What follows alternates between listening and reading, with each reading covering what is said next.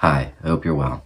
My friend recommended I try writing horror stories, and why not? I actually had an old idea that I thought I could flesh into a longer story, so that's what I've done. I hope you enjoy it, and without further ado. When I was a child, there was an old tradition of sorts in my neighborhood. An old man lived on the outside edge of the block, all by his lonesome. His wife had passed away years before, so he busied himself instead with departing pieces of wisdom from his rickety old rocking chair on his front porch. He'd ramble on and on to anyone who would listen. There was always one thing that seemed to stay stuck to his lips. They say, in the farthest reaches of Cadbury Park, nestled deep in the heart of the woods and shrouded in thicket and vine, is a place where old retired deer go off to die. At the request of the old man, the children from the neighborhood would amble and squeeze their way through brambles and leaves, just to spend their afternoons picking apart little bones from the dirt and gravel. They'd fill their pockets to the brim, arms holding much of the same, because they knew the old man would reward them handsomely for their efforts. These rewards, looking back, were merely a peculiar exchange of junk for junk. Bones of old deer would get you anything here, ranging from lint-covered buttons to books with yellowed paper to hand-carved wooden toys. You never knew what you were going to get when you offered up a palm full of teeth or a couple vertebrae. Maybe that mystery was what kept us kids returning week after week to keep the little tradition running. And it was always mutual gain. The old man was a strange one, a pariah in the eyes of the other adults. He used to have a wife before even the oldest of us kids had been born, but she had left him to join the stars. He'd never found another, and his charm had died with her. For a long while he was bitter and angry, but he was always kind to the children. Some, he'd say, reminded him of the son he used to have. In his own way, he had left too. The only thing apart from the visits to stave off his isolation was a scruffy, stray cat that always seemed to follow him around. It was an ugly thing and twice as ancient, a pile of skin and bones covered in fleas and mange. Anyone who came near it would earn a venomous hiss, and its meows were awful, crooning sounds that grated on everyone's nerves, save for the old man. They were kindred spirits in that way. Maybe that was why they got along so well. Or maybe it was because the old man was the only one who ever bothered to feed the thing. Every morning, without fail, the old man would hobble out onto his front porch with a can of tuna and pry it open with a Swiss Army knife. He'd wave to the children as they walked by for school, then settled on the porch step to watch the old tabby cat. It always meowed for its breakfast with a crooning urgency that only subsided after the man set down the can. He would smile and sit with the creature all morning, and the cat would stay with the old man, even after the tuna was long gone. In the evenings, when the kids had finished their school and their chores, they would go to the park and fill the old man's request. He would be waiting for their return, tottering back and forth on the rocking chair at his porch. The cat would suspiciously eye the children that ambled up the steps to drop the bones in his eagerly outstretched hands. "You all found some real jewels this time," he'd smile, struggling up from his chair. "Let me see what I have to trade you for 'em." When he returned from scrounging around his home, it was always with a handful of stuff only children could find value in. They'd take great care in picking out what they wanted, and the old man would make sure they felt like it was a fair trade. Then he would say thank you, and then they'd be on their way. It was only some time long after we'd forgotten how the tradition even started that we started to wonder what exactly it was the man did with all those bones. "I just think they're beautiful," he'd answered when one particularly bold kid had asked him about it. "They're a reminder to me that I won't be on this earth for forever. One day, I'll be bones, just like these." The childish innocence of our youth had let us gloss over how morbid that statement was, but years later, something about it has stuck with me. The memory started resurfacing around my sophomore year, and now that I've finished the semester, I've decided to spend the summer back in the neighborhood. I'm very lucky that my parents didn't take away my former room while I was gone for college. and even luckier still that they helped hook me up with a job at the local ice cream parlor until the fall. Getting settled back into a place I hadn't stayed at in years wasn't that hard, save for the memories that seemed to hang in the air. Staying mainly on my school's campus for so long, it made coming back feel almost surreal. It made me question if my memories of the old man and the park and the bones were real or embellished. I know how the child mind has a way of exaggerating things. The old deer graveyard might have felt bigger to me than it actually was, just like how it feels like the ice cream parlor used to have tastier flavors. A few days after returning home, I was walking to the parlor for my first shift. It was a nice day, not yet blisteringly hot like the summer would soon become, and I relished the opportunity to refamiliarize myself with the neighborhood. My house sits on the edge of the block farthest from the main road. It's closest to the forest that leads into the park, but if I want to go into town, I have to walk past every single house. Most of them never caught my attention. They all blended together with their bright, clean decorations and neatly trimmed lawns, but at the end of the block, one house had drawn in my eye. I recognized it immediately as the old man's house, but it was different, or rather, the exact same, but older, very clearly disused. It had always been an old house. The old man had never been able to properly care for it, but now it was worse than ever. The lawn was an overgrown mess full of chirping cicadas that bled over onto the porch steps. Old leaves piled high in the gutters, and the shingles and siding were all covered in pollen and dirt.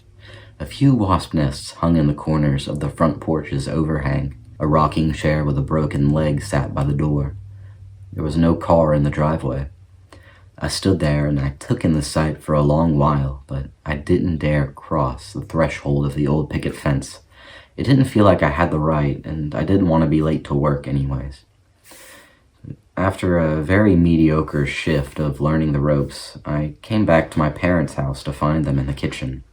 The house was still on my mind, so I tried to ask them about what happened to the old man.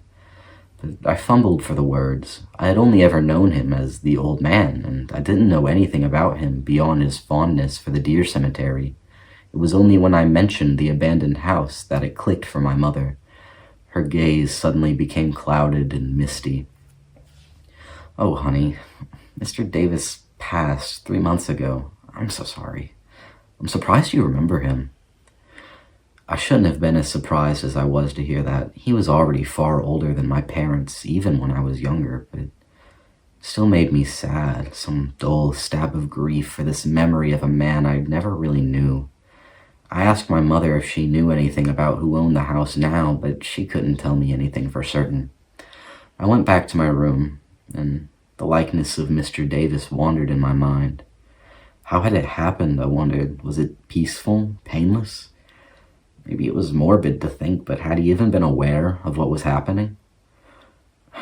I knew then it would never be enough, only stewing over it inside my mind. I went outside for a walk, and my feet landed me on the sidewalk heading up to Mr. Davis's house. Outlined in the evening sun, the building looked darker than it did before. The sidewalk crumbled as it snaked past the overgrown grass, and a thick layer of cobwebs were built up in every nook and cranny of the house. I crossed the cracked sidewalk and took a bold step up to the front porch. The wood creaked in protest under my weight, but held firm. I risked another step, then another, and I'd nearly made it up all of them before my foot bumped against something. It made a dull clink, and looking down, I realized it was a tuna can. The label was yellowed, and the lid was nowhere in sight. Nothing but dust rested where the food would have been. Immediately, I looked around as if simply thinking upon it would conjure up the feline, but nothing happened. So I continued on, then lingered at the front door. I felt much like an intruder here, peering through the dust-caked windows for a chance to glimpse at what was inside. But it was inky blackness my eyes could not adjust. I took in a breath and tried the doorknob. It gave way with surprising ease. It wasn't locked, strangely enough. The door swung open loud enough to make me look around the neighborhood to make sure no one was bearing witness to my breaking and entering there. I ducked inside, and carefully I closed the door behind me.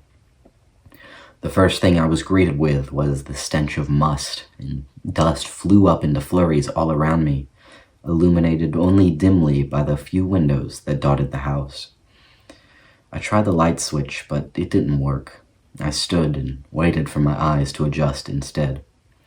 The main room was cluttered. Bins and boxes and vague pieces of furniture lined every wall. An old box television sat sadly in the corner nearest to me, and an empty, caved-in armchair watched it. The kitchen to the farthest end of the room was an even vaguer mess of dirty dishes, but a hallway closer to me led deeper into the home.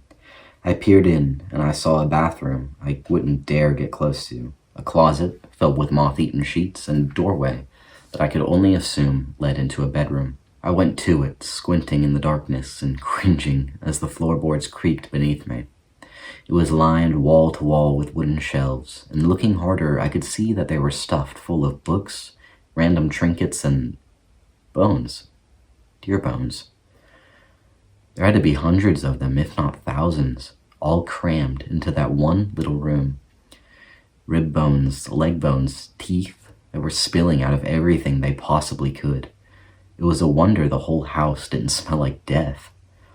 But the evening was gradually turning to night outside, and I was thoroughly chilled. It was getting harder and harder to see. The smell of must was becoming near overwhelming. I didn't know what I had been wanting to find in here, but it was obvious that it wasn't there. All that was here were the bones. I went back home for some much-needed sleep. And the next day, I went to work, and after that, I went to the store. Along with my groceries, I picked up a can of tuna, and later that evening, I went to Mr. Davis' house again, just to sit on the step. I pried the can open with an opener I'd snatched from the house. A woman next door was watering her plants, and she waved to me from across the fence a few moments later. "Are you one of Jimmy's boys?" she called. I shook my head and told her that I lived down the street. Then she asked me what the can was for, and I told her it was for the cat. "Oh, no one's seen that old thing in ages." She was nonchalant about it, like she was relaying the plot of a TV show. "I reckon it went missing about the same time Mr. Davis did." "I thought he died," I commented. "Probably," she agreed, "but they still haven't found his body. Didn't you hear?" I had not, but with some more questions, I found out that, officially speaking, Mr. Davis had only gone missing. His death was just a widely accepted truth. That was something that rattled around in my head for the next few days. It was all I could think about at work and at home. I cast glances at the abandoned house every time I passed it. The tuna can hadn't been touched. More and more, I found myself thinking back to the old deer cemetery in the park. My memories were fuzzy, but I swear I could still remember the path that we used to take nearly a decade before. I remembered the trek as long, but the time we spent picking bones had been even longer. The walk back was slow too, with our pockets and arms weighed down. I figured if I could manage it back then, I could probably manage it now too. I was off work the next weekend, so I planned the trip out. I packed a bag, filled a water bottle, and set out in the early hours of the morning. I turned my heel to the edge of the forest just by my house, and the trek began. My feet seemed to know the path like it was only yesterday I was trading molars for matchsticks with the old man. When I reached the park, it wasn't much different than I remembered. Massive thickets of thorn and briars just beginning to fruit dotted every step of the way, and sometimes I even had to duck and crawl just to avoid their scratchy wrath. It wasn't more than an hour I walked for, but I'd already left a long trail of trampled brambles in my wake. All I could hear was birdsong and the sounds of leaves stirring in the wind. Only then did it register to me just how alone I was. The nearest road had to be a mile away. My arms started to sting too, and looking down, it was a wonder to me how I hadn't got seriously hurt out here as a kid. Red lines were laced across my skin. No doubt would be stinging later. The thought, however, it cut short when I heard a crackle in the brush behind me. I whipped my head around, squinting through the overgrowth, but I didn't see anything but more thorns and briars and ryegrass. I paused for longer, just in case, but it didn't yield anything. So I had no other choice to continue on. The brush and trees grew more tangled here, and it was harder to keep walking. I knew I was getting close, and I pushed through one last thorny thicket. Then mercifully, it all thinned out. A few thorns tagged me as I untangled myself from the bush for good, but I finally had enough space to stand comfortably. In front of me was a clearing, bordered entirely by more thorn bushes and oak trees. The morning light shone strangely here, like it had to fight the briars to break through and fleck the clearing with shards of light. A few lone stalks of ryegrass poked out from the ground, but the clearing was mostly bare. I took a step towards the center of the clearing, but I didn't get far. A loud crunch sounded out from under my shoe. When I looked down, I recognized it as a deer rib, freshly snapped no thanks to my sneaker. I crouched down and I held a broken piece of it in my palm. It was clean but tinted brown, clearly old. I cast my gaze out in front of me and realized there were so many more bones here than I had thought. Some were disguised and harder to pick out from the leaf litter and dirt, but after picking out this one, the rest seemed to just materialize in front of me. My eyes swept over them, their names popping into my head immediately, just like they used to when I was a kid. There was a deer rib, a scapula over there, a femur here, a broken antler connected to the base of some skull buried deeper into the earth in this one spot, and over towards the center of the clearing, a jawbone. That one caught my eye especially, actually. It wasn't old and yellowed like the others, and while it was broken, I couldn't identify it as any deer jaw I'd seen before. It was shorter and curved inwards, and it didn't have black bands around the teeth like animal bones tend to have. I froze for a long while, staring at that thing. I didn't know what to make of it. It felt like it had its own gravity, kept my eye fixed to it. Then it hit, like a freight train. It barreled into me, and suddenly my feet felt very unsteady. My knees hit the ground, and they stung when they struck bones. But I barely felt it. I don't know how long I was kneeling there, staring at that bone. I might have stayed there forever if something hadn't brushed up against my back. It startled me, but my fear settled when I realized it was a cat. It let out a meow, and it was a raspy, crooning sound. It was the cat. Its fur was matted and its tail was kinked, but I was certain it was Mr. Davis's old tabby. It meowed again, urgently, and I stretched out a hand in its direction carefully. But it wasn't shy at all, and it nuzzled its face into my hand. I stroked its back, and it let out a gravelly purr. My gaze shifted between the cat and the bone for what felt like decades, simply considering the weight of it all. By the time I found the strength to get back to my feet, the cat was satisfied with the pets it had earned, and it retired to brushing its body against my leg. Even as I picked my way out of the clearing, leaving the old man's cemetery in peace, the old tabby followed me. After a few days had passed, and more than a few tuna cans had emptied, I found myself back on Mr. Davis's porch steps. The day before, I'd asked around to see who the house was supposed to go to, and the name of Mr. Davis's son had come up. He was his sole heir, but it seemed he'd moved away a long, long time ago and wanted nothing to do with the town. It was something that I thought about deeply as the old tabby beside me finished its third can of the day. Somehow it seemed to have heard my silent promise to take care of it for as long as I could.